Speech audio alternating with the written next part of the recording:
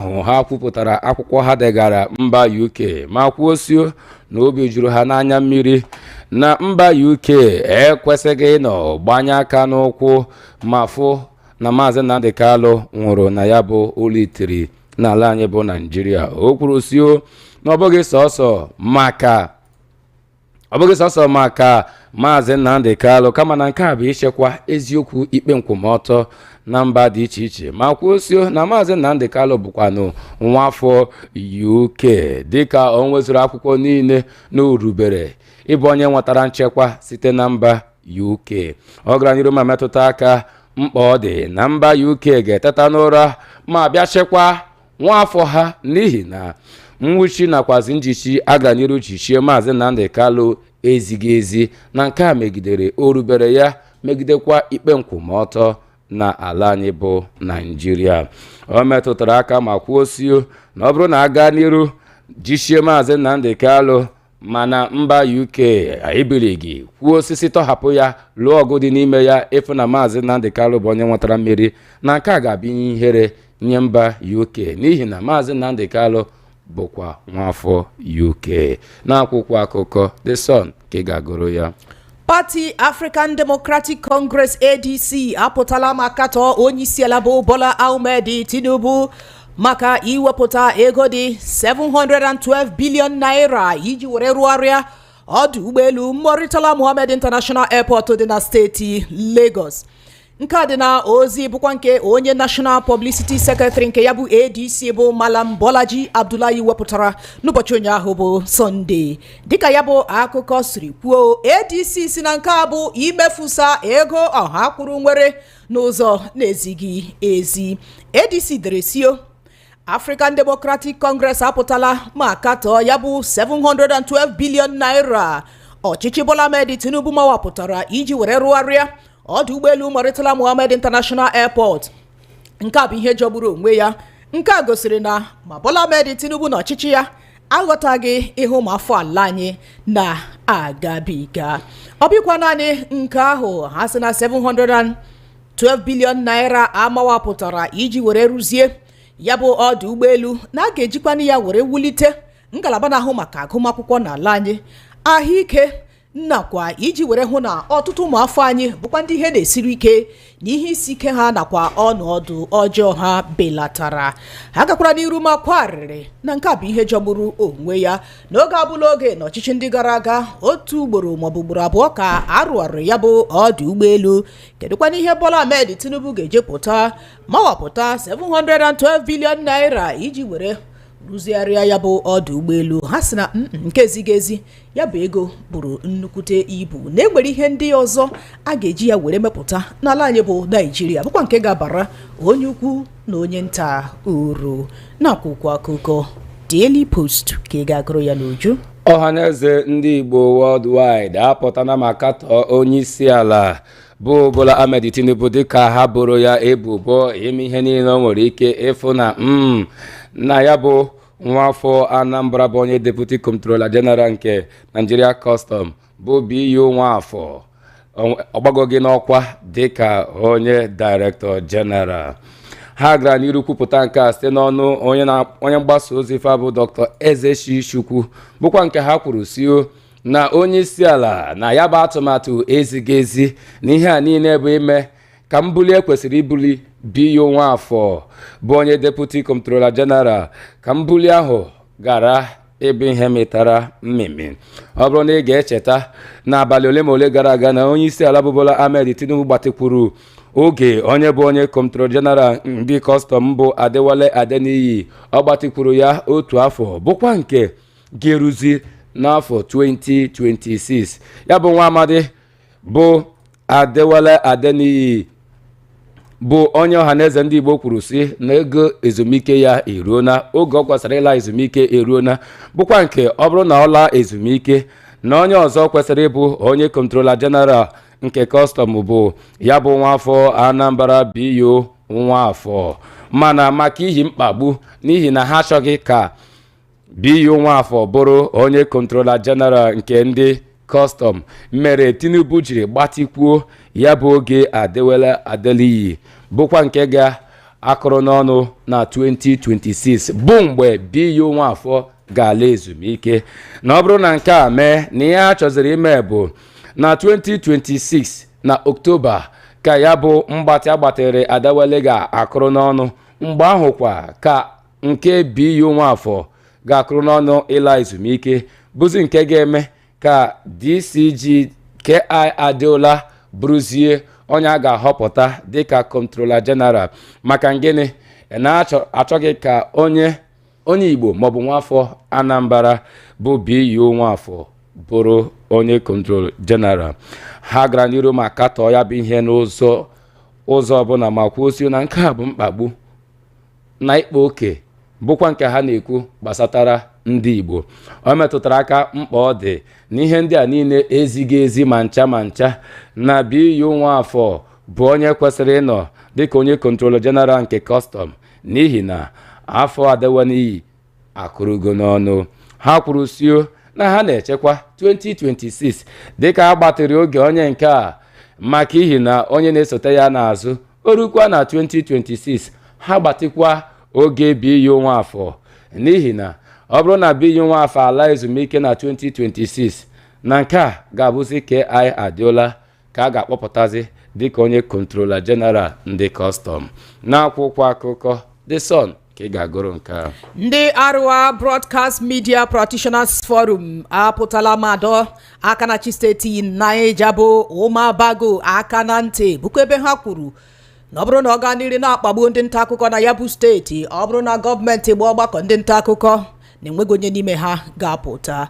Nke a dị na ozi nke ha wepụtara dịka ha na onye Chief Executive Officer nke Badegi FM Mina nwere ọgbakọ n'ụbọchị ụnyaahụ bụ Sọnde. Onye isi oche ha bụ Abdullahi Yewa katọrọ ya bụ iwu bụkwa nke Bago nyere ka agbachie ma mechikwa ya bụ ụlọ nta akụkọ Badegi FM. O kwuru n'isi ụtụtụ a mụ na onye Chief Executive Officer nke ya bụ ụlọ nta akụkọ nwere ọgbakọ bụkwa ebe ọ gwara m na ihe niile na-aga nke ọma n'agbanyeghị ya bụ iwu na-ezighị ezi aka na chi steeti Naija nyere ka emechie ya bụ redio. Ọ gara n'iru ma bụ aka na chi ya bụ steeti ebubo na o ji ụlọ ọrụ dị iche iche gọọmenti nwe were na-akpagbu ndị nta akụkọ na ya bụ steeti. Kama onye isi oche abụ Yewa toro ndị ụlọ ọrụ National Broadcasting Commission NBC maka anabataghị ya bụ iwu Bago nyere ka emechie ya bụ ụlọ ọrụ redio, n'ihi na dịka o siri kwuo ọ bụkwa na NBC na-enyekwana ụlọ ọrụ redio niile asambodo ịrụ ọrụ n'ala anyị bụ Naijiria. Ọ bụkwa otu NBC a nwere ikikere ịnapụ ụlọ nta akụkọ ọbụla asambodo ha. Enweghị onye gọvanọ ọbụla nwere ike ime nke a, bụkwa ebe ha katọrọ ya bụ gọvanọ maka ikwu ka emechie ya bụ ụlọ ọrụ redio.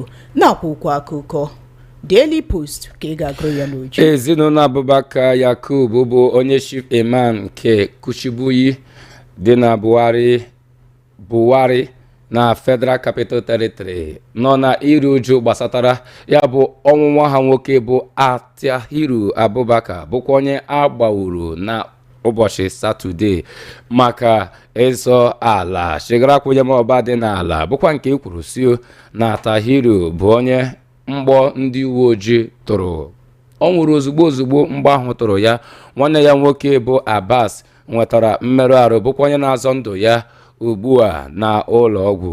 Onu na-ekwuchitere ndị uwe ojii na FCT bụ Josephine Ade gara n'iru ma wepụta ozi na ụbọchị Satọde ahụ ma kwuo na ndị uwe ojii nọkwanụ na-azọ ka eweta udo na mpaghara ebe ahụ, bụkwa nke ọtụtụ ihe na-eme n'ebe ahụ mere eji gbawa egbe mgboji wee tụ ya bụ Abubakar. Ọ gara n'iru ma kwuo na ihe abụkwa n'ihe jogburu onwe ya na obodo Kushibuyi nna ya bụ FCT ma kwuo na ha na-agba mbọ ịfụ na ndị niile butere ya bụ chigarakwunye maọba n'ihe dị n'ala na-anwụchichara ha ma gwa onye ọbụla ka ha dere jụụ na ya bụ okwu ga-emecha jụọ oyi. Na akwụkwọ akụkọ Punch ka ị ga-agụrụ nke a. nwada ala anyị ama nke ọma na mba ụwa na-ede akwụkwọ bụ Chimamanda Ngozi Adichie apụtala ma kwarịrị n'ihe isi ike ụmụafọ ala anyị na-agabiga n'ọchịchị Bola Ahmed Tinubu. Ọ sị na nke kacha ewute ya na ụfọdụ ụmụafọ ala anyị ugbu a bụkwa ndị nara eriju afọ n'oge gara aga na-arịọzi arịrịọ n'otu ụzọ maọbụ ebụọ. Ọ kwupụtara nke a dịka otu ụlọ nta akụkọ ama nke ọma na-agba ya ajụjụ ọnụ. Chimamanda Ngozi Adichie kwuru sio ndụ ugbu a esielara ọtụtụ ụmụafọ ala anyị ike. Ana m ahụ ya kwa ụbọchị iji maa atụ n'oge gara aga ụfọdụ ndị nara eriju afọ irijuzu afọ ugbu a bụzi nsogbu. Ọtụtụ ndị aghọziela ndị arịrịọ ka ihe isi ike siri dịrị ugbu a n'ala anyị bụ Naịjirịa. Ọnụ ahịa eji ego ihe a na-eri eri arịala elu ọjị. Ndị na-egwu okwe ndọrọ ndọrọ ọchịchị enweghị mba ọbụla ha na-agba eji hụ na ihe isi ike ndị mmadụ na-agabiga na o belatara. Kwa ụbọchị ka a na-ekwu okwu stock market. N'ebe m nọ mmadụ ekwutarala m okwu stock market n'ihi gịnị? Ihe na-esiri ụmụafọ ala anyị ike, ihe na-emetụta ụmụafọ ala anyị anaghị ekwu ya, ị na-ekwu okwu stock market n'akwụkwọ akụkọ Daily Post ka ị ga-agụrụ ya n'uju.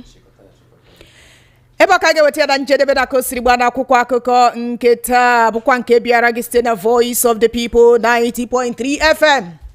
Kedu ka o si aga Igbo mụrụ nze m ọzọ ebe ọbụla isi esonyere anyị n'oge ndị Igbo nke ụtụtụ a ya gazi etobọrọ gị unu hụkwara mmiri ozizo. Mmiri nọ na-ezo kemgbe abalị. Ọ bụ mmiri ahụ anyị bụcha mmiri ka anyị buru bịa ọrụ na ụtụtụ a, mana ndị Igbo si n'ihe mere n'oge ya bụ oge ụsa, ọ bụ oge udu mmiri ka anyị nọ. N'ụbọchị onye ahụ ka m na ndị nọ n'ala Igbo kwuru ha sị m na adị Igbo na mmiri ejula awa ọnụ na ihe ala gbajuole na nke ikpeazụ a ịghọtago. Mana steeti Lagos ile anya ka mgbe abanyere udu mmiri adịghị ezocha. Ụfọdụ ndị si na a na-achụ mmiri achụ maka ya bụ ọrụ ngo dị iche iche gọọmenti steeti Lagos na-arụ. Ile anya ka mgbe udu mmiri ihe ejiri mara du Lagos mmiri, mara kamgbe ya bụ udu mmiri bido na steeti Lagos ọ dịghị ezocha ka esiri tụọ anya ya, mana n'abalị ka ọ sakwarụ ọkụ ọzọ. Ọ bụ mmiri ọma, ọ bụ ya bụ ihe wụsara anyị. Sonye anyị n'igwe nzirịta ozi ọhụrụ anyị dị iche iche na Facebook, Twitter na Instagram VOP 903 FM maọbụ ga were ọsọ were ije gaa na YouTube anyị. Ebe ọbụla ụwa sọtụrụ ị ga-enwenwu n'ike sonyere anyị, gị nwekwa ozi ga-ezite, anyị ga-agụpụta ya n'ebe a. Oge ndị Igbo nke ụtụtụ a ga-abụ na agba. Anyị nwere agba nke mbụ nwekwa agba nke abụọ. Anyị nwere agba nke mbụ nwa agba nke abụọ. Agba nke mbụ anyị ga-eru steeti Anambra. Mara ka ihe si afịatụ anyị na onye kọmishọna na-ahụ maka mgbasa ozi steeti Anambra ga-achịpụ ya na agba nke mbụ n'ụtụtụ a. Anyị na Dr. Lawmefo ga-achịpụ ya ka ọ gwa anyị ka ihe si afịatụ na ya bụ steeti, ọkachasị ka o siri metụta ya bụ okwu ọkammụta CC Soludo kwuru na nso a. Ọkachasị ka o siri metụta ya bụ ichi otu ugboro o kwuru okwu ya si na onye ọbụla pụtara ma gwa gị na ọ bụ otu ugboro ka ọ ga-achị, nwanne onye dị otu ekwesịrị ịkpọga ya yaba left. Ọkammụta CC Soludo si na ekwesịrị onye ọbụla pụtara dị si gị na ọ bụ otu ugboro ka ya ga-azọ ọchịchị, nwanne ka akpọga ya yaba left ka a maragodi ma isi ọ dị ya mma. Ịghọtago?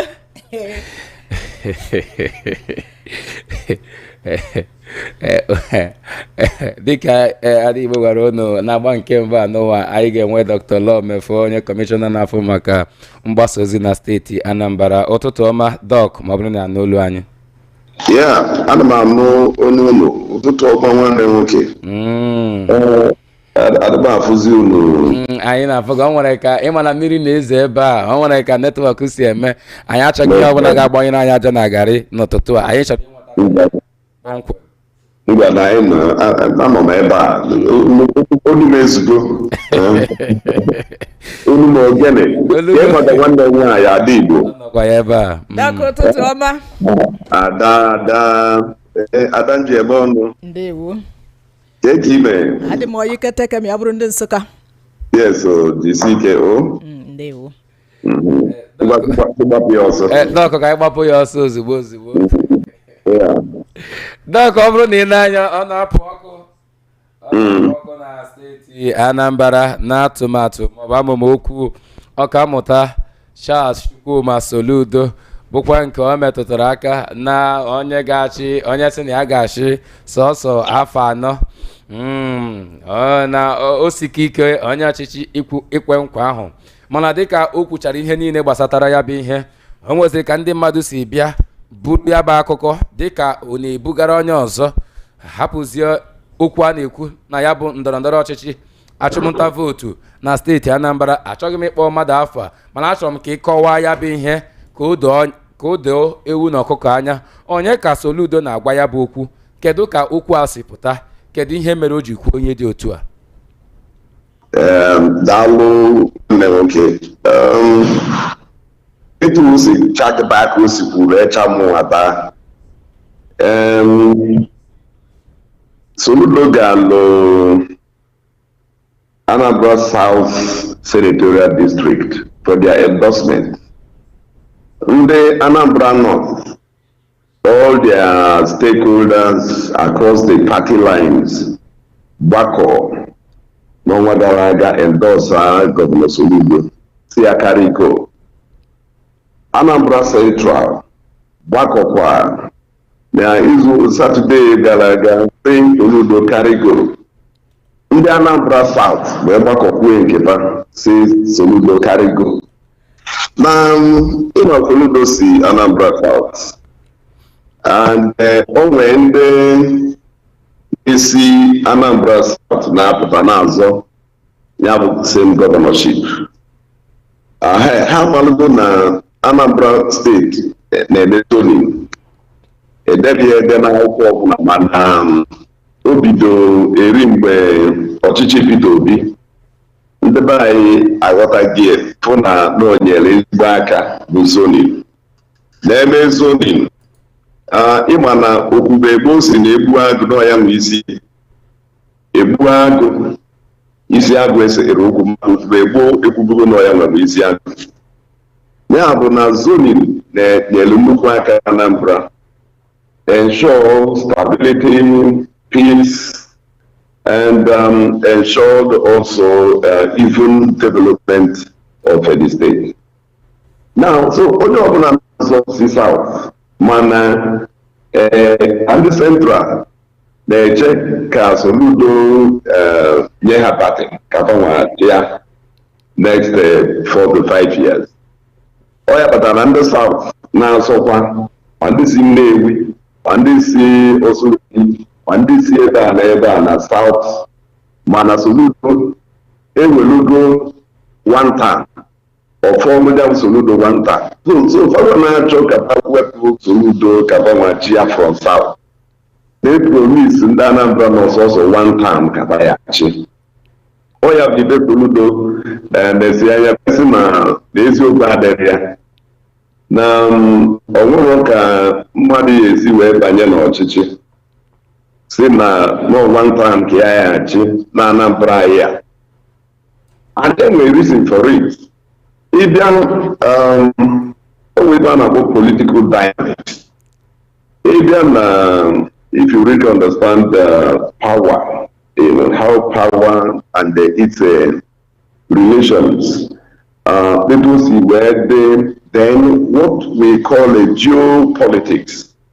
Geopolitics, they go see where na center, na national, go see where na states. Why about it? There 3 senatorial districts. It's about geopolitics. Now, they actually say and that. Now, onye nọ n'ọchịchị chọgodu na ya nọ otu experience has shown na onye nwa ọbanye power nwere ka o si atọ ụtọ dị iche. Apart from that, onye nabanye power atọgodorie ụtọ n'ọchọ ịbụ ndị zone na geopolitics a na-eme ka ọkpụkpọ why apado elichatasịa ife constitutional law, which is 2 terms. That is what a solution was realizing. Na ndị si South na-asị na fire 1 term na eziokwu adịrị ya, because one bụ na onye nwa banyere Anambra okpechiri afọ very few people outside Nigeria even. When they ban for somebody like Mandela, we also hear about the example of Abraham Lincoln. These are very rare examples. Nobody has done it in Nigeria. In fact, even some people now just amend their constitution. They never thought that. I would say only constitutional right to go for 2 times. Yeah, say yeah. Kedu onye etinye mmanụ n'ọnụ ọgbụgbụ, especially mmanụ etinye ndu.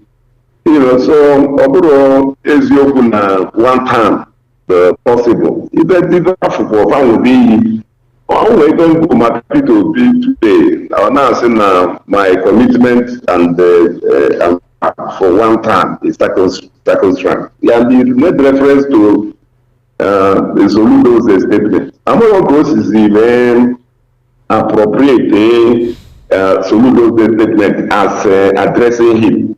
Soludo was not talking about national politics or presidential election. Soludo was clearly talking about governorship election, which is upon us, and he is a candidate. P2B is not a candidate in the Nnamdi election, and has not in any way promised because he's not a candidate. So, now, in a case of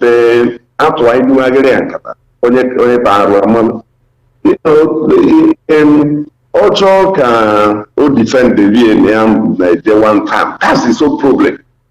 Mana nke a ma abụkwa izizi ọ ga-anwụ iyi ọ nwụ iyi na kama ya apụ na apụ ka ya awụwa. No, I'm not P2B after because P2B iguri for them this morning. Did you read it? Oh no, that's the problem. Oh yeah, was the Soludo tinye na 1 time on a promise in Nigeria and Nigerians. Oh, very wrong. We shouldn't bring Soludo into everything he does. Every unnecessary. It are very, very wrong. Because anytime one goes to do that, I will be forced to reply him. To be honest, if I have a bank, we say, nobody should trust him. Because only he is in a Kamanyaya and he left Africa. Or not of Africa. After swearing on his whatever, his honor and integrity and everything. Now, Africa that he will die. I can send you the video. He left Africa. He did not. So now let him live to look out of what he's doing and do his own campaign. He should face his own problem. And because I will be held there, he's going to stick to one. That's his own problem. Why bring Soludo into it? When Soludo addressed the matter in 2 or 3 days ago, Soludo never mentioned the P2B. And he was not talking about national election. He was not talking about presidential election. He was not talking about national election. He was not talking about presidential election.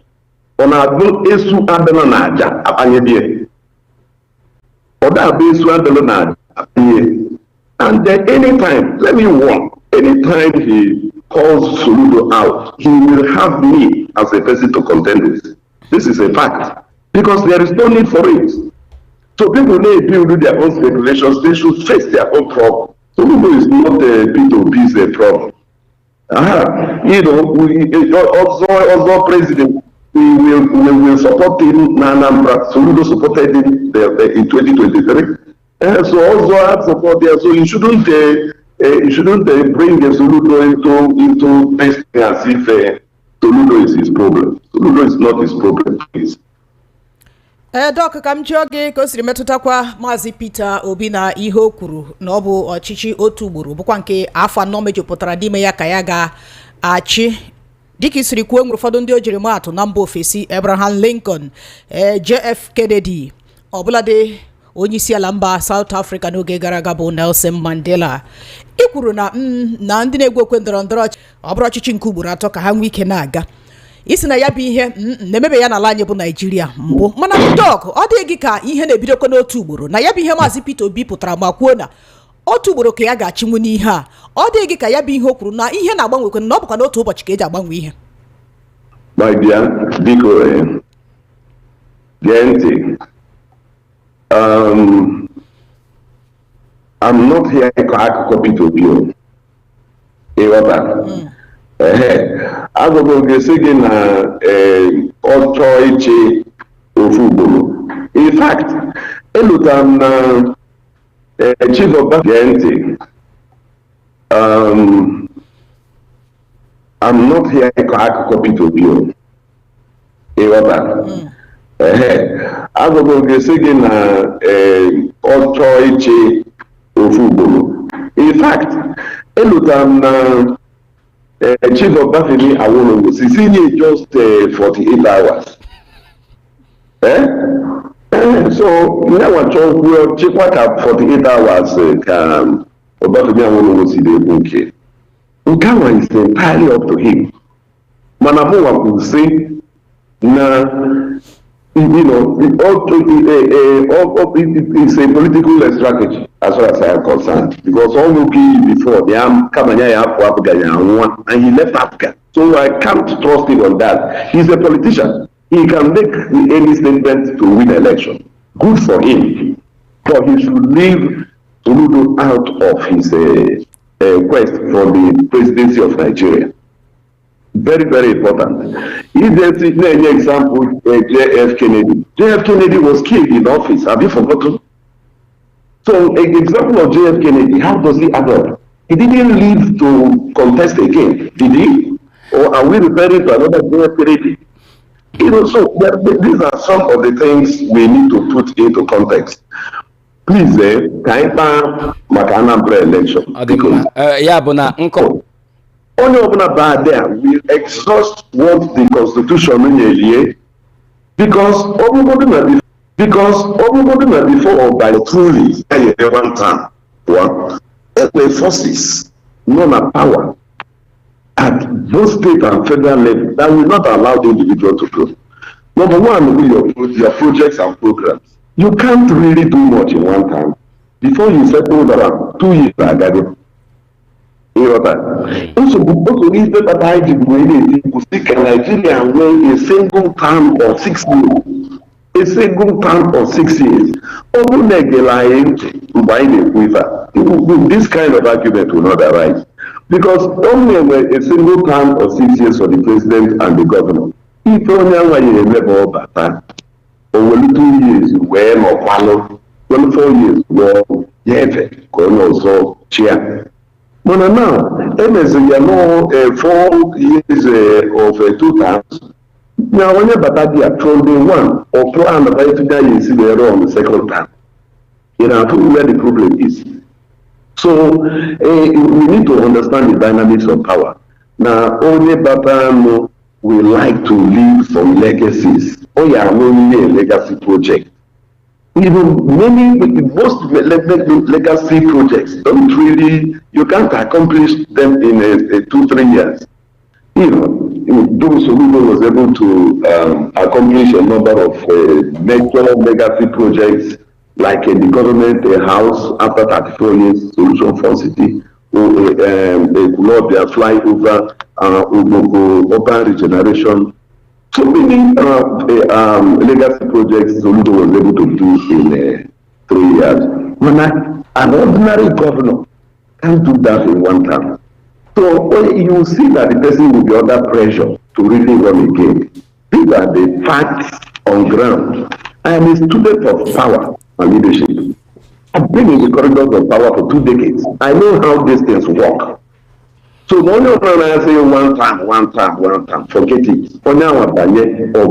He will see why he cannot do only 1 time. Mandela did it in South Africa because South Africa has already stabilized and all that, and himself just wanted to politically rule and stay away, having been a consideration for 27 years in was this island again, Robben Island, where he was imprisoned for 24 years. The Nigerian experience is different. We are existing in a complete state of flux. You can't come here and stabilize the polity in even in 3 years. You can't. It's not so possible. So reality on ground and the to it will not allow somebody to do one term. So and of course some of the people saying all these things, the integrity test of their past promises does not support that they will keep to one term. Dọkụ tupu anyị ahapụghị na ụtụtụ a enwere ọtụtụ ndị debanyere afa maka ya bụ nkwado ịpụta tụọ vootu fa na ọnwa Nọvemba abalị 8 na ya bụ ihe mere anyị kwuru na ihe karịrị 96,000 debanyere aha ha. Ị na ihe na-ekwu Dọkụ? Yeah, go on. Ị na-afụta nke a dịka ihe nwere ike ịbụ ndị iche n'ihi na ọtụtụ ndị adịgo njikere igosipụtakwa ya bụ ọnọdụ nakwazi ka o si wee dị ha n'obi mgbe ị nụrụ na n'eziokwu na-enwere mmirikiti ndị mmadụ pụtakwara debanyekwuo afa ha na ha dị njikere ịpụta gosipụta orubere ha n'abalị 8 nke ọnwa Nọvemba 2025. Ị na-afụ ya dịka uru na ihe Soludo gị kpokọrọ ka ị na-afụ ya dịka ndị nwekwara ike ọ bụrụ ndị bịara ịgba mgba? If I have democracy, the former governor of Anambra State, the late Dr. Chinwoke Mbadinuju, also no politics came on politics. So now, even in other politics, and functioning they constitute the beauty of democracy. In a presidential democracy, this is expected. This is one. Give one now. Mgbe INEC mepelu ụzọ ka e wee mee continuous voter registration exercise, the Soludo government did very serious mobilization encouraging ndị Anambra Nakarove wee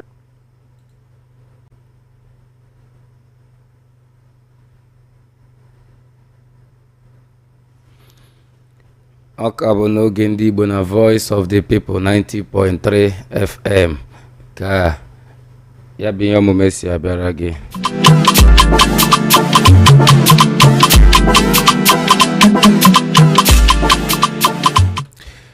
Dọkụ gaa n'iru tupu anyị chịkọta ya. Yeah, sorry,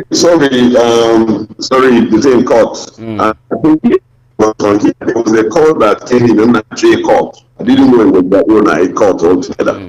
As in the solution government led by Professor Chukwuma Soludo made very serious mobilization for Anambra to take very advantage of the window offered by INEC can further revalidate the voters card, but can they maybe they join move their voter point.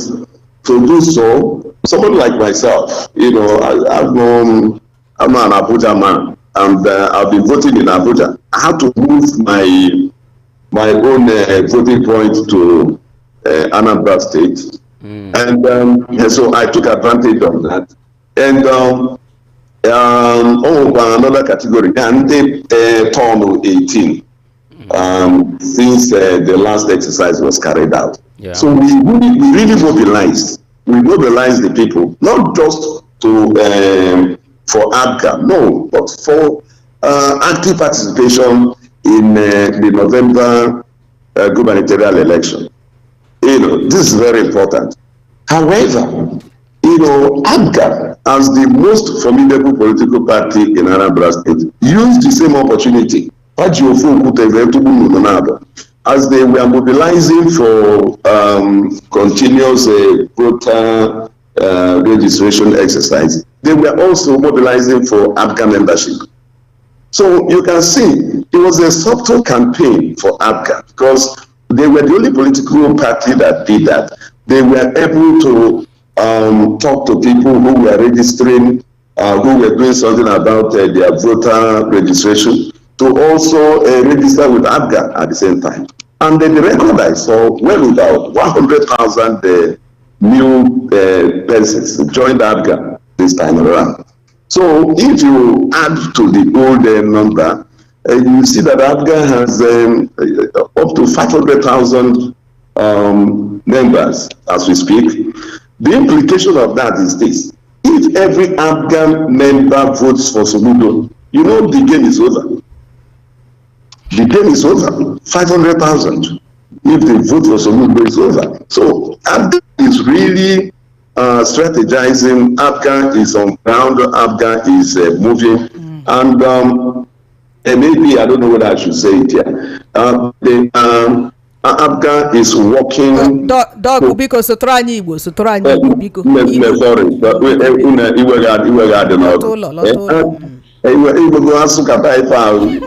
Chefu onwe gị, anyị ghọtara.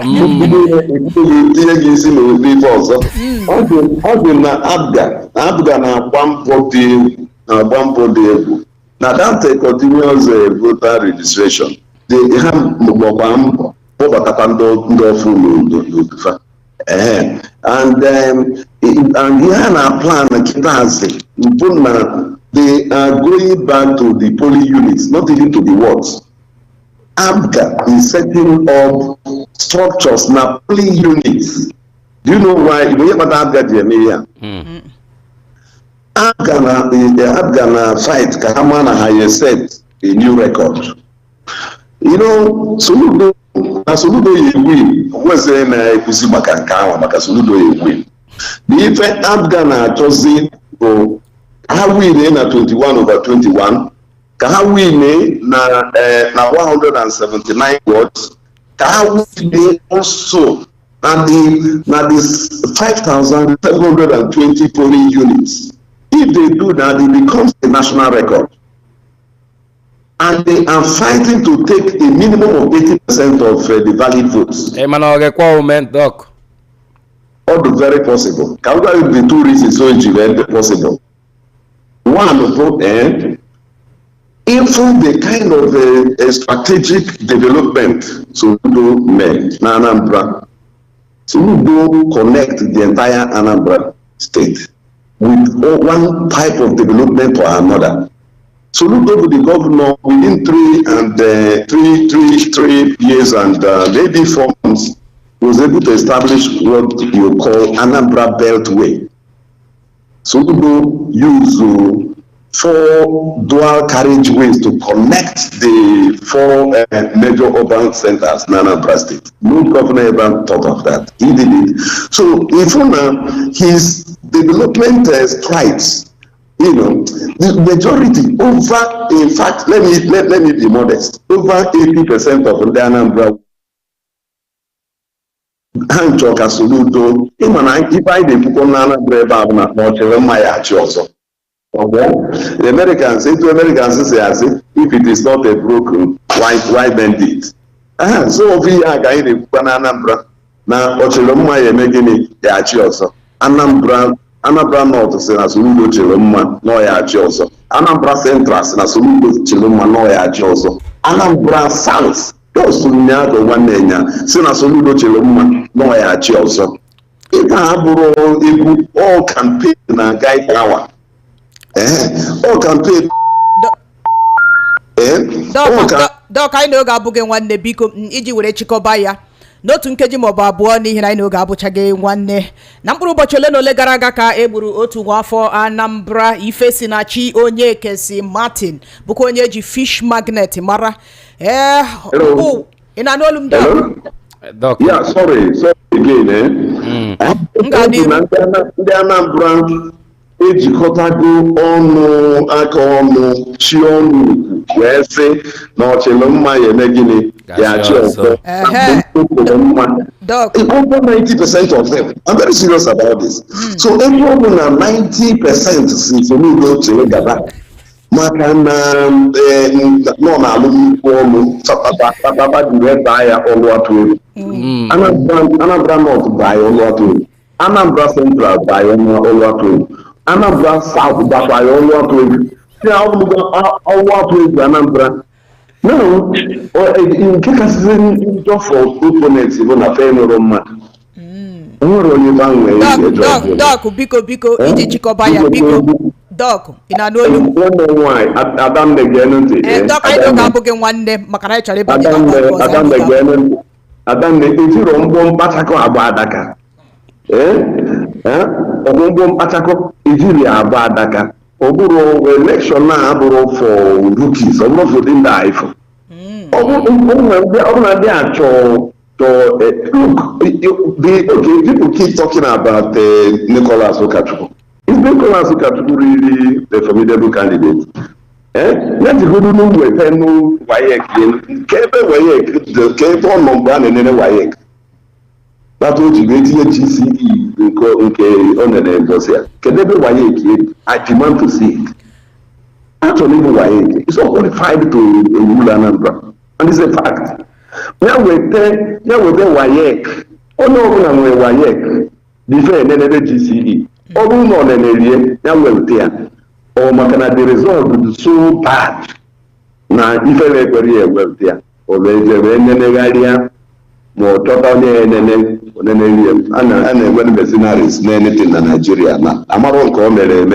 Man, invite you to live Wayek. Yes, almost so don't PhD. Now I need GCE. Now professor at the age of 38. Now I'm saying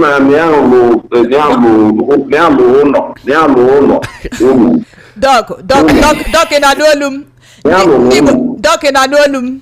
Ndị gosikwana na akụkọ ogbenye ehi ya. The first class by best of Nigeria. Onye asị na Doc hapụzie anyị ghọtara Doc. Anyị ma ndị bịa kọt mmanụ ndị bịa ikpe. Anyị It's not anywhere. Look, let me tell you. Doc, I know that one the biko kai joke. I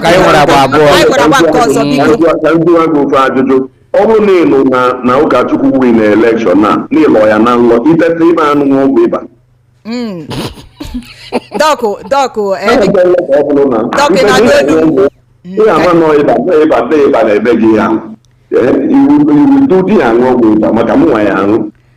Doc, tupu anya hapụ gị n'oge ndị Igbo nke ụtụtụ a Doc, ndị Igbo si na ọkụkọ nwa ogbenye bụkwa na ehi ya, enwere ike ya bụ GCE nke ya bụkwa asambodo PhD business ọ na-eme na Anambra State, the state of Nnamdi Azikiwe, Emeka Ojukwu, Chimamanda, Chinua Achebe, Pọtọlọ Mefọ. To hands of okay, madam.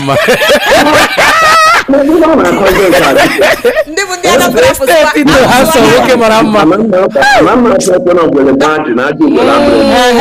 Doc, n'otu nkeji biko. Doc, biko otu nkeji ka ị ga-aza anyị ajụjụ a ka anyị nwee ike hapụ gị n'ụtụtụ a. Na nso a ka egburu otu nwa afọ Anambra Ifesinachi onye Kesi Martin bụkwa onye ji fish magnet were mara.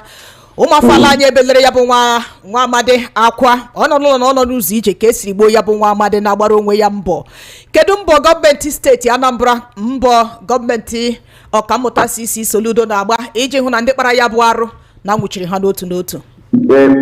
Governor Soludo is very, very unhappy. Mgbe ejebugo be ya bụ nwa amadi egbu jefunnie on behalf of government, condolence visit there. I assure you that government is working with the police to track the people down. And that is the summary of Ife Soludo Neme. And everything can adapt and she can Nzuzo Bezio. Man, it would be if you have a strategy I adopt. I believe to Fundu George. I issued a statement. My visit was well reported in the media. I will forward to you. We are working with the police because often we have statutory, investigative, and the prosecutorial powers. Udo ga-achị abụghị ya eme the investigation. Maka na the law, Anambra State the Homeland Security Law 2025, the Operation Udo ga-achị power to assist the police. They will arrest and hand over to the police. They cannot prosecute. So now all hands are on deck. Udo ga-achị is the one running around with the police. Of course, the police is part of Operation Udo ga-achị. Our own vigilante is Agune Chamber. Agune Chamber cannot prosecute, but they can arrest and hand over to the police. That is the position of the law. So now we are working with the police. In fact, even this morning, I started with the police and PPR, on updates. We continue one environment. But we look at the death of this young man here, as well as Udo, the governor of Anambra State. We will hunt these people down. We work with the police until we get to them and get them to account for their actions. Not only him, every other person that is involved in any similar dastardly act can be sure. Now, our new security architecture, Agune Chamber Operation Udo ga-achị, the Anambra Homeland Security Law 2025, and the new CP of Anambra, CP Urutogu, and the political will of Soludo. They have all combined, all these factors have combined to ensure new security in Anambra State. Yes, it's still not here to hold. Yes, we still have the pockets of the criminals lurking around here and there, but you will agree with me. Now, things are no longer the way they used to be. Udo ga-achị was one. Now, February 18th, between 18th of February to this first week of August, security in Anambra has dramatically improved. Seriously improved. And onye na-afụrụ ya, ịma na onye anwa na-eme politics, is allowing himself to be misled by some Vuvuzela na South Africa. World Cup 2020. People believe that if security is persisting in Anambra, fly from the pit of hell. Fly from the pit of hell. Anambra is rising. Anambra is regaining the reputation as the safest state in Nigeria. Akasị na anyị nwere oge dọkụ anyị kara inyekwugo oge mana anyị nwere ya na-agba onye anyị na ya nọ n'ọtụtụ abụ Dr. Lomefo, onye kọmishọna na-afụ maka mgbasa ozi steeti Anambra. Dọkụ daalụrụ ine maka oge gị. Anyị ga-eme ya ọzọ n'izu ụka anụ anyị nọ n'ime ya. Daalụrụ nne. Ebe nwa si elu ụwa biko ya hiri anụla tata echi bụ nta n'ihi na ebe onye dara kachi ya kwaturu ya. Ọ bụ ihe ji mara umere ọnụnụ na ọghọgọnụ slogan na ebe onye dara nwanne kachi ya kwaturu ya gani. Mbiti na anyị ebidogo ka anyị gara ịga ka maka na oge adịrọ ikwu maka ya dị ihe. Anyị ga-edubata barista Dalente na agụ ụtụtụ ọma barista. Ụtụtụ ọma barista. Ana m ekele o. Barista, anọ m nnọọ ka ị na-ekwe n'isi mgbe Dr. Law na-ekwu okwu. Anyị amarozi na ọ bụ ikwe n'isi na ọ na-adaba ka ọ bụ ikwe n'isi na ọ naghị adaba. Ịnụgo n'otu nkeji ịnụgo ihe niile o kwuru. Biko chịkọtara anyị ya. Nke mbụ, ndị ahụ egidere gara gbuo lawmakers aha mgbe egidere kedu ebe ha gara? Up to today kedu ebe ha nọ? Akwasịkwa na ha gara izi ndị polisi ebe a gara ha yata moto nke emekwa nke eme ha gbafuo. Ihe mere ogene akpọta another police commissioner. Akwa ebe a ka okwu ahụ nwụrụ. So mgbe ọ na-ekwu na ndị a mekwere na this fish magnet na a ga-achọta ha, mgbe m ji na-ekwe n'isi si mba ọ ga-alakwa ebe nke ọzọ lara. Ọhịa mụọ na-ekwu ọ bụrụ na Soludo na-eme dịka akpọrọ ya ọkammụta Adigbo na Tohansom, aga Soludo ewerele Abga nweta one or two other states na South East ga-eji aha Abga na-achị. Ọ bụghị ya ọ bụghị ikwu ya nọ na ọwụ imi ya n'aka. By now Soludo ga-ewerele mmụta ya ahụ o nwetara were gaa mee Abga enweta another steeti na either Imo or Abia ya wụrụ Abga steeti ọ wụghị ya mgbe ọ nọ na Central Bank adaala until Sanusi abịa leba bank anyị rescue ya ọwashi ọwọnda Soludo ka bank dara until onye ugwu Sanusi abịa rescue bank ọwashi so kedu nke a na-akọ ihe a barịsa ọtụtụ ihe ka anyị ji bịa n'oge ndị Igbo nke ụtụtụ barịsa ka anyị lenye anya na a na-akpọ ihe akpọ ya aha very well o barịsa ka anyị lenye anya na ihe na-afịatụ ugbu a ọchịchị Bola Ahmed Tinubu akwadola ego dị 712 billion naira nke ụtụtụ ọ na-adazi na dollar 712 billion naira a ga-eji were rụgharịa ọdụ ụgbọelu Murtala Muhammed International Airport. Barrister ya bụ 712 billion naira ozubekwa a sị na enwekwara ego ndị ọzọ ga-abanye na achịkọba ego niile a ga-eji were rụgharịa ya bụ Murtala Muhammed International Airport na ọ ga-efu 916 billion naira ọ fọziri ego ole o ruo 1 trillion naira.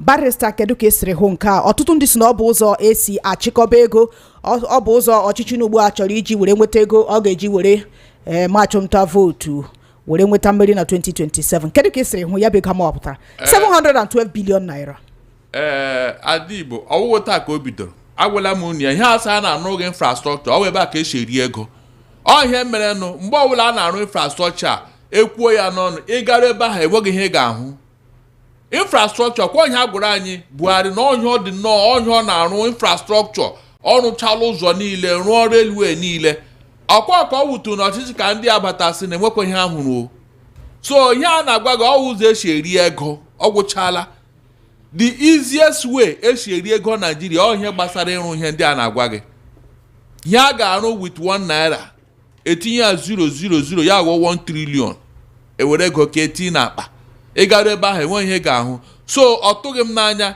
lekwe airport a na-agwa gị ị ma na a ga-eji $500 million rụọ full airport nwere capacity ị na-ewepụ at least 10 million passengers in a year then Ghana park 100 airplanes in that airport up to today enweghị any airline enweghị any airport nwere that capacity na the whole of Africa here nwere regional airport enweghị any world class airport na the whole of Africa enweghị all this is na from South Africa to Egypt to ọchara gịnị regional airport herubu international standard meanwhile ewere $500 million a ga-eji ya rụọ airport nwere that capacity that international standard airport ọhụrụ full from beginning to the end full one mana eji over 500 na-eme gịnị renovation ka ịhụ na ndị achọghị ka Nigeria gaa n'ihu as I'm talking to you now Adigbo na to handsome Saudi Arabia na-arụ airport wụ $24 billion the biggest in the whole world as at today a na-agwa gị 12 kilometer radius that's ịga straight 12 kilometer gị ga ebe a 12 kilometer radius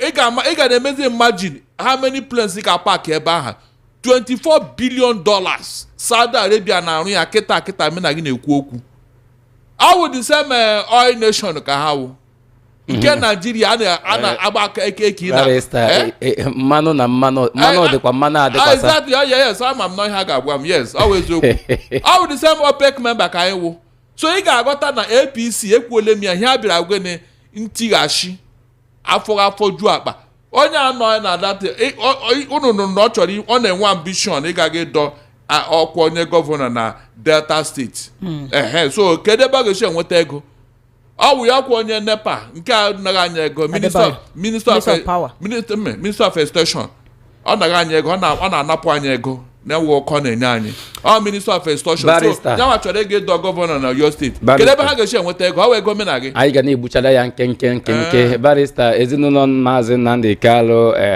edegara na mba UK akwụkwọ sị ha na ihe agabụkwa n'ihere ọ ga-abụ ihe jogburu onwe ya ma hapụ Maazị Nnamdi Kalu na olitiri n'ala anyị bụ Nigeria ọ nwụọ Maazị Nnamdi Kalu bụkwa na nwa afọ o ketara oke na nwa afọ mba UK ha kwuru sio na ọ bụghị na ha na-ekwu ya maka na Maazị Nnamdi Kanu bụ nwanne ha nna ha maọbụ onye ezinụlọ ha, kama na ihe a bụkwa nchekwa kwesịrị inye ikpe nkwụmọtọ na ha ekwesịgo.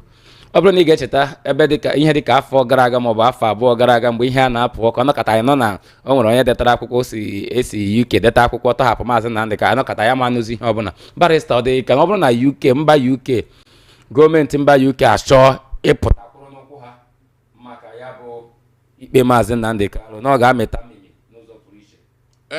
To handsome, ị ga-ebe aka karịa onye mmadụ nwụnahara.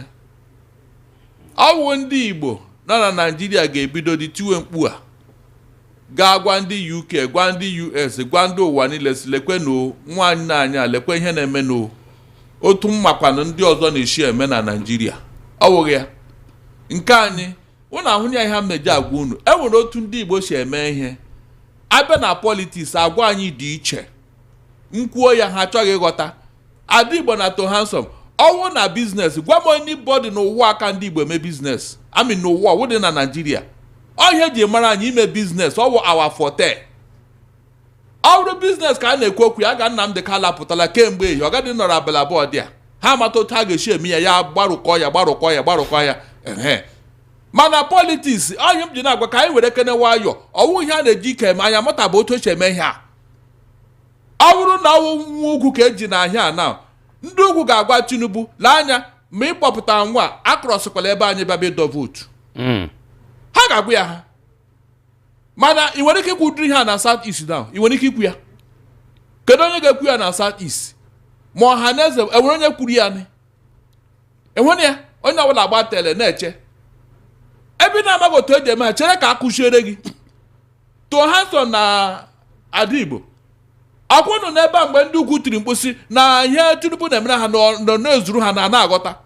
Gịnị ka Tinubu mere? Ya eziga ndị mmadụ ka ha gaa gwa ndị ugwu okwu. Ọ bụghị ya 60 of them ndị niile nọ n'ọchịchị ya na ya chibaga ha na n'ugwu sị ha na ha ga-akpa nkata ebe ahụ. Akwa onye nọ n'ọchịchị o ji ihe niile o. Mana Peter Obi na ndị Igbo na ọha na eze kedu onye ha zigiri na North? Ọwụ ha ga-agwa ndị North si Northern Elders bịa unu hapụga nwa anyị nwoke a gwanụ nwa unu nwoke wa Atiku si ya chere na ahịa na ọwụ ihe ndị South ka unu kwado nwa anyị awụọ Peter Obi kwado na ya ọ ya ga-anapụta ihe a. Ọwụ ihe ndị Igbo sopoziri ime gaa dantị wit ndị ugwu. Ọ ha ga-agwa Atiku si oke anyị anụ na ihe ndị a kwuru ngwa lọta hapụ ya ọwashi unu nụrụ nke ụdịrị ihe a na-eme. Peter Obi agala gwa ha okwu, ndị Igbo ha agala gwa ha okwu, ndị ọha na eze ha agala mana onye a nọ n'ọchịchị ọ chịrịla ndị mmadụ chiga ebe ahụ akwụna ahụ ya. Ọ ya ihe m na-agwa gị political strategy. Ekwuole m ya ha several times ha achọghị ịghọta. Ndị a ga na-efilu na Peter Obi na ọ na-efili proud na ọ na-arịga adị ha ọ na-eme nka ọwashi mana onye a bendere down with ihe ọ na-emekwere ha ka ha na-aga da ntị akwụghị ya. The same thing na ihe Nnamdi Kanu a mgbe ji nwa ji agụghị ya enwere ọhaneze ha kwuru okwu. Ọnya anyị gara eburu plakad ọhaneze bịa Lagos asị ngwa bịa mgbe ọla na enye ọbụla eburu plakad ga ebe ahụ ndị Igbo ha na-eme ya. Kedu mgbe ị hụrụ ndị Igbo bụ plakad na-eme anya na-ekwe anyị na-ekwe ma na Lagos ma kedu mgbe ị hụrụ ha buru plakad? Ihe awụghị ndụ anyị amata bụ ihe ndị a. Nkwuo ya ihe ha na-achọ ịghọta ihe ọbụla na-esi na ọnwa ike a ga-eme ya nka Yesu onye ọbụla enwe onye ga-ahụ.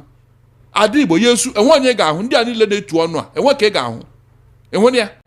Mana ndị a were nwayọ na-arụ sọm nọ n'ime ihe a na-agwa unu so na achọghị ịnụ lekwe ya ha hapụrụ abụrụ na so na ọwụsi ya onye ewu Labour Party akwụkwọ ọnya ka esiri Peter Obi ịma ha ya na-echeda ka ọ bata na Labour kwụghachia coalition ya na Atiku ọnya ha na-eche otu a na-eme baka ihe Peter Obi si aga na Labour ọ because of abure na ha ewepụla abure ekweghị ya INEC ekwela ugbu irekọ. Kedu ihe ji INEC kemgbe ọ chọghị recognize ebe a ka nchọburu ịjụ gị barrister? Kedu ihe mere ọ bụ ya na this coalition ọ na-aga inwishi ha mepezi ụzọ si nwa ha bata ya batazie ha emechi ụzọ ha emechi ụzọ Atiku na-adọ nke ya Peter Obi na-adọ nke ya Tinubu na-adọ nke ya. Biko gwa m onye ga-enweta mmeri n'ime ha?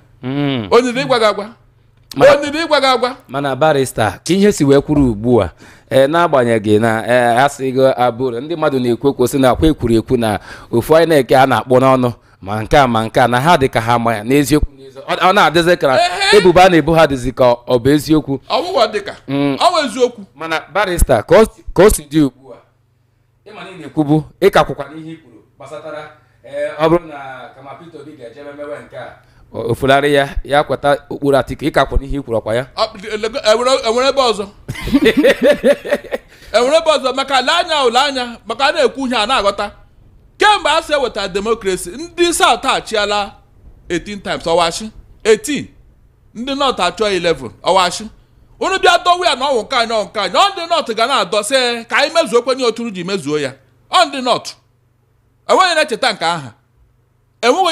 nke aha ekwuole m ya ndị niile na-edu ihe Peter Obi ihu ha wụ ha ndị obedient ọwụghị ha niile agwara gị eziokwu maka ha gwabụ m a very good reason why Peter Obi ga-eji ga dọ nke ya separate mana ịchọ ka Peter Obi kịta abụrụ ị ga-asị ya na ọ bụkwa ihe ọma n'ihi na ọkaba asị na ya abụwazi gị na Labour ọ masị gị kịta ka o si eme ọ bụrụ na enyezi ya ọkọlọtọ ya gala Labour kedu ebe ị ga-asịzikwada ya gala Labour enwere okwu ha na-ekwu na ADC ka ekwuchie ya ike agwala m na ihe ọ ga-eme ebe a ya ekwuchie ya ike ya na ndị Northern Elders daa ntị maka ọha wa ga-edecide lekwe mgbe Abiola dọrọ ọchịchị ọ bụ eziokwu ndị North voturu ya all these poor people and other because of ihe ọ na-emere ha mana ka o nwere election kedu ndị kansụl ya ọ wụ their elders ọ wụ their leaders to handsome ọ wụ their leaders kansụl election Abiola those poor people ọ na-enye ego na enye nta ewere ihe ha mere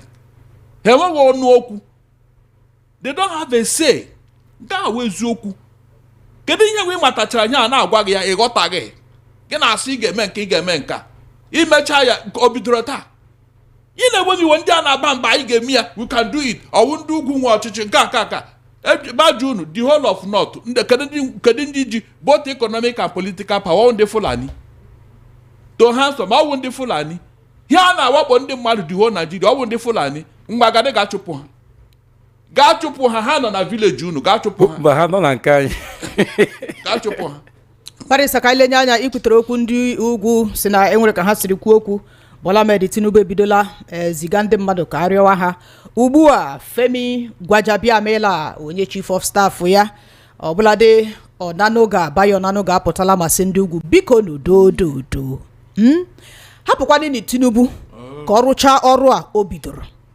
kwadonu ya biko kwadonu Bola Ahmed Tinubu na 2027 ka o nweta mmeri nke ugboro abụọ Barisa ọ dịghị ka ọ bụ naanị ndị ugwu ka enwere ike ịrụ ụdị arụrịọ na enweghị agbụrụ ndị ọzọ enwere ike ịrụ ụdị arụrịọ n'ala anyị bụ Naịjirịa adị Igbo gwa m onye ọzọ even ndị South East ọwụ sef bụ nọ na Naịjirịa Tinubu achọghị ịma ekene na onye o mere asị na o nyere ndị South East preference regard aha a na-agwa gị as far as Tinubu dị concerned ndị South East abeli ya na akpa o nwetago ha with all the governors o nwetago ha I'm not joking onye mere na ebe aha wụ problem ya ndị South East na South West ka ha wụ problem Tinubu ọ ndị ugwu onye okwu concentrate ebe ahụ ehụ ya mana kedu ebe Peter Obi concentrate na ndị ọ ga na-agwa egwu okwu ha na igode ha na-ada ntị kedu nga aha wụ base ya na kedu ebe ọwụ enwe onye na-agwa m Adigbo enwe onye na-agwa m ya nọ obedient mekwe nke obedient mekwere nke atụtụ niile mma na ndị ụlọ anyị enwe nke ji ya kpọrọ ihe ya ma na-akọ nke a ga-eme nke a ga-arị nke nọgị n'ọnụ n'ihu gị nke nọgọ ndị your nose solve Canada problem first solve ya ka anyị marazi otu 2027 ga-adị ọ bụ ihe m kwuru ebe a enwe onye chetara ndị ka ahụ enwe onye na-akpa ka ọ na-aṅa dị ha ntị ya nọwụ Peter Obi pụọ na ADC pụọ ma enye gị tiketi pụọ ya pụọ ya ga ebe enwe onye na-asa m ajụjụ ahụ ya nọ ha pụọ ma mụọ na-eleta Peter Obi down ọ wụ ileta down na ọkọwụ strategy otu a ga-eji nweta mmeri even Bible kwuru ya si before ga-agawa agha gaa lee ma ngwa agha ọ ga-ezu imeri agha ahụ ị na-aga ọ wụ ihe Bible kwuru kedu ihe ọjọọ m kwuru ihe nwere mgbe si Peter Obi don contest mba agwara m ya lekwe strategy a ga-eji enweta mmeri ọkwa gwụchala ihe m kwuru kedu ihe ọzọ m kwuru ebe a na-awụghị ndị ka mediri eme ọ wụ the same strategy ka ha ji meri Adigbo na to handsome ọ wụ strategy ha si mba na ka m kwuru awụghị ya ya ga-run on his own ya run on his own. Can you imagine? Barrister akara m ejighị ya bụ otu ajụjụ anụnwa mana anyị ga-ahapụ ya anyị ga na ya bụ nke ndị Blue Diamond Logistics. Anyị laghachi azụ enwere m ajụjụ m ga-ajụ gị ka o si metụta ọhaneze ndị Igbo na ebubo ha na-ebo Tinubu ka o si metụta onye Deputy Controller General ndị Custom bụkwa BU Nwafọ. Mana tupu nke ahụ eruo,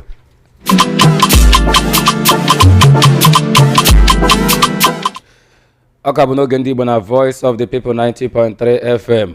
Anyị gwara ụnụ na mgbe ọbụla ụnụ nụrụ mgbịrịgba ụbọchị Mọnde na Tọzde ịnụkwa ha na mgbịrịgba ị mara na ọ bụ oge ndị Blue Diamond Logistics.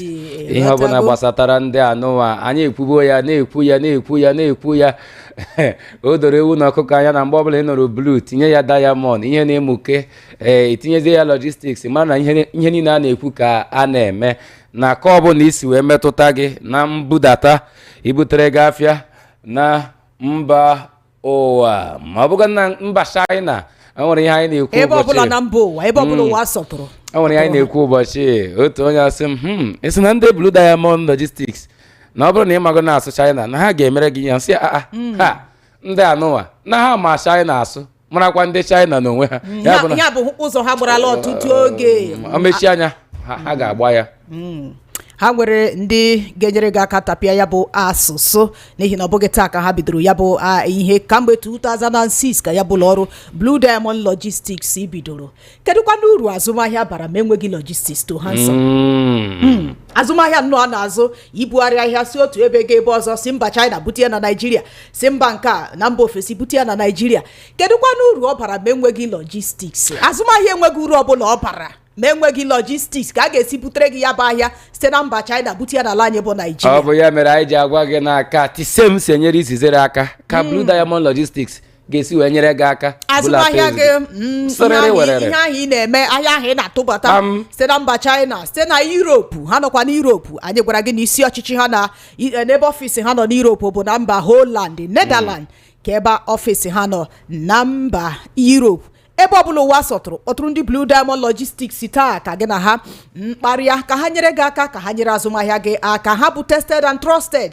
Ọ bụghị taa ka ha gbara ya bụ ụzọ. Ndị niile ji ya bụ ụlọ ọrụ na-etụbata ahịa ha na mba ofesi na mba China ha kọpụtala akụkọ ọgbaama dị iche iche. Ha enyego testimony to handsome ọtụtụ testimony akụkọ ọgbaama karịrị akarị maka ya bụ ụlọ ọrụ Blue Diamond Logistics. Nwanne kpọtụrụ ha n'akara ekwentị a na 081 41 95 41 88. Kpọtụrụ ndị ụlọ ọrụ Blue Diamond Logistics taa. Kpọtụrụ ha ugbu a 081 41 95 41 88.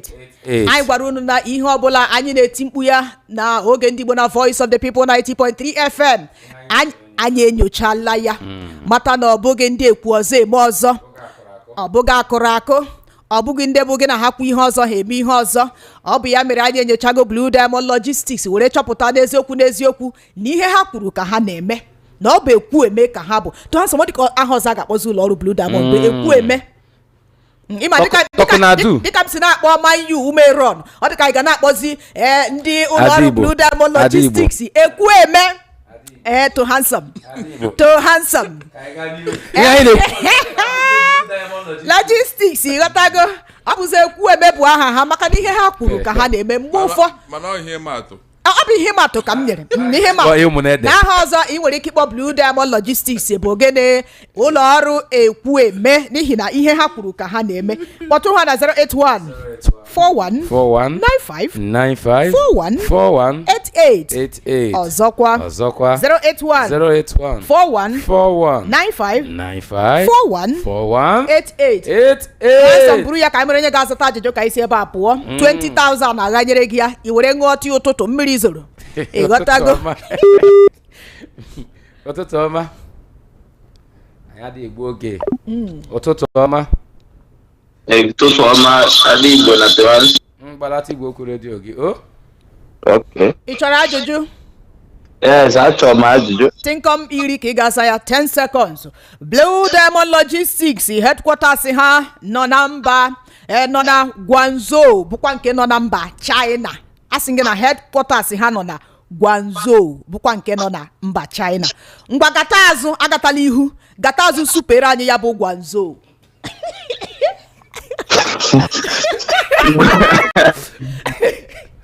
supere anyị ebe isi ụlọ ọrụ ha nọ na China, Guangzhou, gata azụ supe ya agatala ihu. Guangzhou.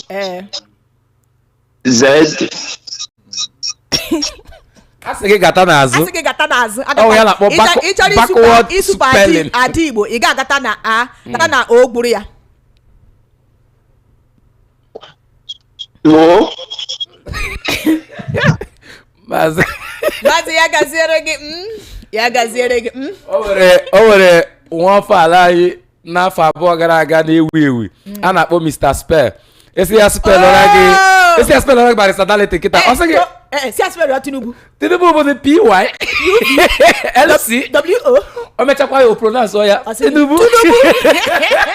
ọ ga-abụ n'oge ndị Blue Diamond Logistics na Voice of the People 90.3 FM asị gị na ha bụ ekwu ebe ọbụla na mba ụwa a ga-enyere gị aka tụlatara gị kọntena gị ozugbo mana elu mana mmiri ha bụ everywhere you go. Dị bụ ichefuru na ọ bụrụ goni na ike gị zuru ime sọsọ gị agbakọta aka group page agbakọ aka nye ọma mere ọkpọ ofofo mmadụ ise mmadụ iri n'ụzụ ahịa enyere unu aka tụbata ya na Naịjirịa. Onye ọbụla eburu nke ya gata na warehouse ekụ aka n'ọnụ ụzọ gị ebunye gị ahịa gị ozugbo ihe niile na-agara gị siriri werere mgbakpọtụ na 081 41 95 4188 ọzọ 081 41 95 4188. Barista anyị ga-agbapụ ya ọsọ na otu nkeji ka ị nwere ọhaneze ndị Igbo abịa na gosipụta na obi adịrọ ha mma gbasatara ya bụ atụmatụ bụ nke ha kwuru si na akpagburu ndị Igbo na ihe a. Onye Deputy Comptroller General nke ndị Nigeria Custom bụ B.U. Nwafọ ọ bụrụ na ị na-anya abalị ole ma ole gara aga onye isi ala anyị bụ Bola Ahmed Tinubu gbatịkwuru otu afọ na ya bụ Adewale Adeniyi onye Controller General ka o ruzie October 2026. ọhaneze ndị Igbo asị na Tinubu bụ onye ụmụnede nọ mana ọ bụrụ na nwa amadi abụ Adewale ala ezumike na ọ bụkwa nwa afọ Igbo B.U. Nwafọ ga-apụta bụrụ onye isi ya. Mana ugbu a n'afọ na-abịa abịa ka B.U. Nwafọ ga-ala ezumike agbatịala afọ nke a ruo ebe ahụ. Ihe ha na-achọzi bụ ọ bụrụzie na 2026 eruo nwa amadi a na-ezu ike akpọlite K.I. Adiola bụzi onye ga-abụ Controller General kama ọ ga-abụzi B.U. Nwafọ n'ihe a bụ mkpagbu. Barista kedu ka isi finye eziokwu dị n'ime ya? Ọ wụ eziokwu mana ekwuoli ya gịnị ka a ga-emekwenụ nke IG mere enwere onye kwuru okwu ọta ka o bidoro enwere ya ọwụ taa ka o bidoro ahụ na-enwe onye na-ekwu okwu na South East enwere ebe ọ gara awụrụ ime ndị ugwu ihe a ime ha ụdịrị ihe a eziokwu m niile ha ga-agwa gị sị gị ịkpakwala ụkwụ ebe ahụ sị na ị na-eme kampen ha ga-agwa gị na ịkpakwala ụkwụ lee ya ụmụ anyị abụọ Frank Mba na nwaanyị a na-ekwu okwu ya na nwoke a na-ekwu okwu ya na ọ na-ahụgoni ya otu ekwuru ekwuchala enweghị ọzọ a ga-ekwu n'ime ya. Meanwhile ndị a na-agwa gị ọhaneze fashion agala tụkọta 200 million naira eji azụrụ Tinubu fọm maka contest election na 2027 ma washi ma weziokwu kedu ọhaneze ọpụta bịakwuo ya na ọwashi mana anyị ya bụ chek eziri ya 200 million ndị ji ese ha foto Barista ọbụzi ha nyekwara ya sị anyị chiga ma ha nyere ya divari mena ọ ndị Igbo mere ihe a ọ ndị Igbo unu ya bụ na Barista na-ekwu okwu na Tinubu na-ele anya n'ihu na-enye anyị ya bụ kanta ele ihe na-agwa m ihe aha mana Barista ya bụ na onwezi ihe a ga-emenwu ihe a kịta gịnị ka ị ga-eme mana ọhaneze na-echekwa 2026 ebe ọ bụla agbatikwuru nke Adewale olu na 2026 gbatịkwuru nke Nwafọ eleta dị agbati ya ịmana ma mgbe akọ ọ ga-adịta ya ọ mgbe akọ kwesịrị ezumike ya ha ga-apụ na ọ ga-apụ etinye onye lekwanụ m anyanwụ ọ ga-apụ maka na Tinubu continue na-achị from 2027 ọ ga-achọ ka onye Igbo wụrụ si custom general ya ọ ga-achọ onye m gwara gị ọ wụta ka